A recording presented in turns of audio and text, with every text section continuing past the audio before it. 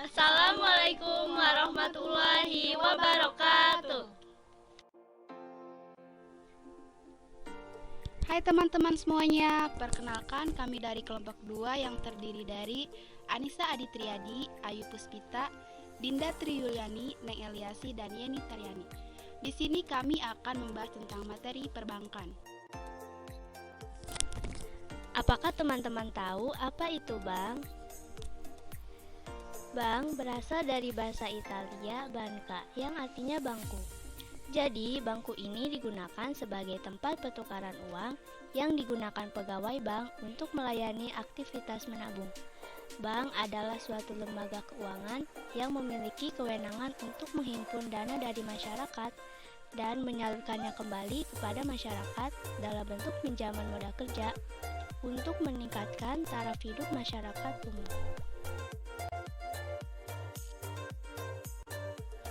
Nah, apakah teman-teman sudah tahu bagaimana sejarah bank? Baik, bank pertama kali didirikan dalam bentuk seperti sebuah firma pada umumnya pada tahun 1690. Sejarah mencatat asal mula dikenalnya kegiatan perbankan adalah pada zaman kerajaan tempo dulu di daratan Eropa. Kemudian usaha perbankan ini berkembang ke Asia Barat oleh para pedagang. Sejarah dikenalnya perbankan dimulai dari jasa penukaran uang. Sehingga dalam sejarah perbankan, arti bank dikenal sebagai meja tempat penukaran uang.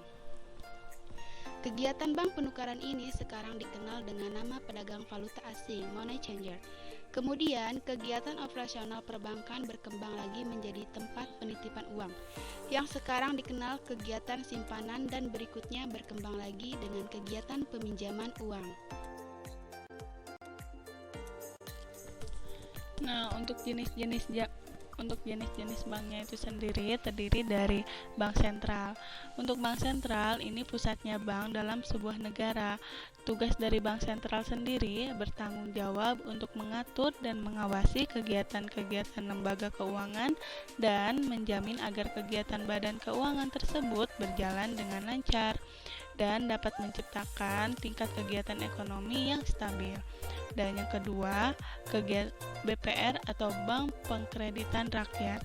Nah, BPR ini kegiatannya itu tidak memberikan jasa dalam lintas pembayaran, di mana BPR hanya melayani penghimpunan dana dan penyaluran dana saja. BPR dilarang menerima simpanan giro. Dan yang ketiga ada bank umum. Bank yang melaksanakan kegiatan usaha perbankan, baik itu konvensional maupun syariah, untuk memberikan berupa jasa kepada customer dalam berupa penyimpanan uang dan juga peminjaman uang. Selanjutnya, jenis-jenis bank dilihat dari kepemilikannya. Yang pertama, ada bank milik pemerintah atau BUMN. Contohnya, seperti Bank Rakyat Indonesia atau BRI, Bank Tabungan Negara atau BTN, dan Bank Negara Indonesia atau BNI. Dan yang kedua, yaitu bank milik swasta nasional. Contohnya seperti Bank Muamalat, Bank Sentral Asia atau BCA, Danamon, dan lain-lain. Yang ketiga, yaitu bank milik asing. Contohnya Citibank, Standard Chartered Bank, dan lain sebagainya. Dan untuk yang keempat, di sini contohnya yaitu Asia Pacific Bank.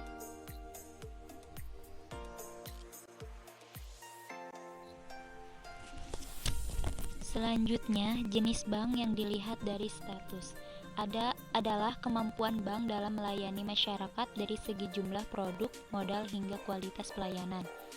Klasifikasi bank yang dilihat dari status dibagi menjadi dua, yaitu bank devisa. Bank devisa sendiri adalah bank yang dapat melakukan transaksi hingga ke luar negeri atau kegiatan yang berhubungan dengan mata uang asing, misal transfer ke luar negeri, inkaso ke luar negeri, hingga traveler's check. Sementara bank non-devisa adalah bank yang tidak memiliki layanan transaksi hingga lintas negara secara luas, sekalipun memiliki namun hanya terbatas pada negara-negara tertentu saja. Kemudian dilihat dari cara menentukan harganya. Berdasarkan jenis bank dilihat dari cara menentukan harga. bank dibagi dengan prinsip konvensional dan prinsip syariah. Bank konvensional menerapkan sistem harga sesuai suku bunga atau yang biasa dikenal sebagai spread based serta metode fee based atau istilahnya yakni menghitung biaya yang dibutuhkan. Sedangkan bank syariah dia menerapkan sistem perjanjian sesuai hukum Islam dengan pihak-pihak terkait dalam penyimpanan dana, penyimpanan dan berbagai kegiatan perbankan lainnya.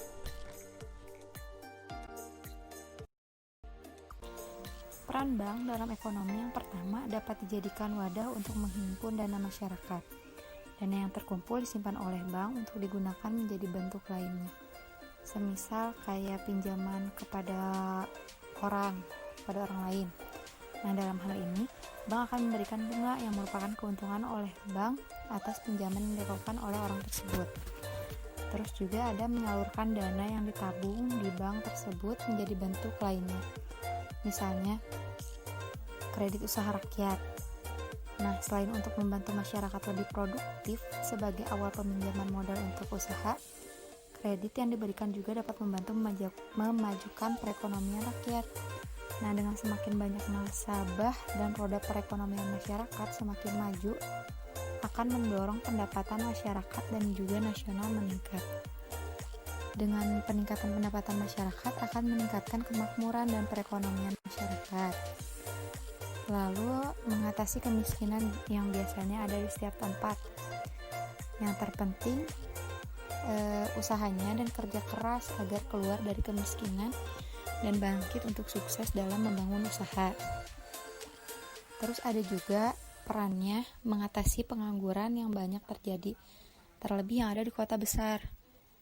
Nah, dengan memberikan modal usaha kecil, maka akan membuat pengangguran yang ada menjadi lama-lama sedikit, jadi terkikis pengangguran. Nah, pengangguran yang ada menjadi hilang dan perekonomian menjadi lebih maju karena penghasilan yang besar dari usaha yang mendatangkan keuntungan yang tak terbatas.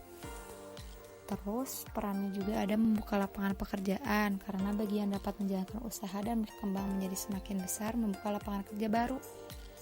Banyaknya lapangan kerja memudahkan pengangguran yang ada mendapatkan pekerjaan dengan mudah. Terus ada juga memperbesar dibukanya lapangan kerja untuk mendapatkan penghasilan pun terbuka lebar.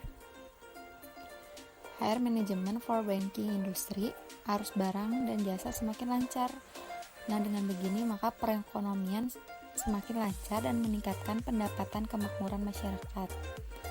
Lalu penjualan pun semakin meningkat dan juga akan menjadi lebih mudah untuk melakukan perdagangan, baik di dalam atau di luar kota juga.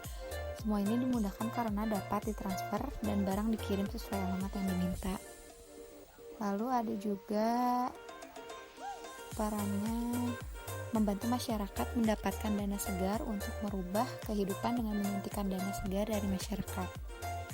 Nah, semua ini dapat dilakukan asalkan ada kemauan keras dari masyarakat yang mau berusaha dengan melakukan perdagangan.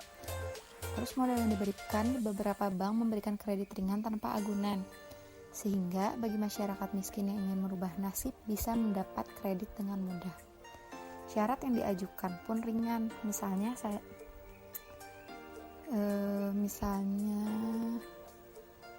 saja harus penduduk asli wilayah tertentu atau minimal penghasilan dan lain sebagainya. Nah, semua dapat terlaksana karena yang penting ada kemauan dan niat dari masyarakat itu tersebut. Terus menyimpan dan mengatur keuangan agar lebih aman. Selain aman juga mudah dan fleksibel.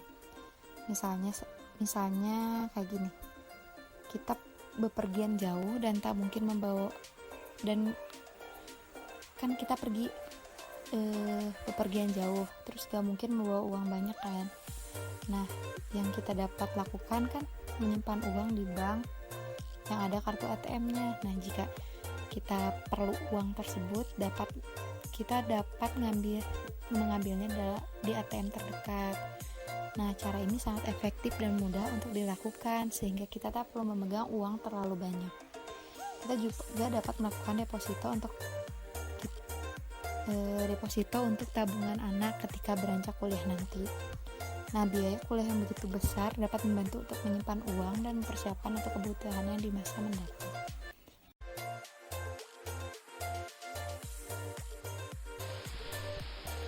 Baiklah, sekian pembahasan materi perbankan dari kelompok 2. Kurang lebihnya kami mohon maaf dan semoga video ini bisa bermanfaat untuk kita semua.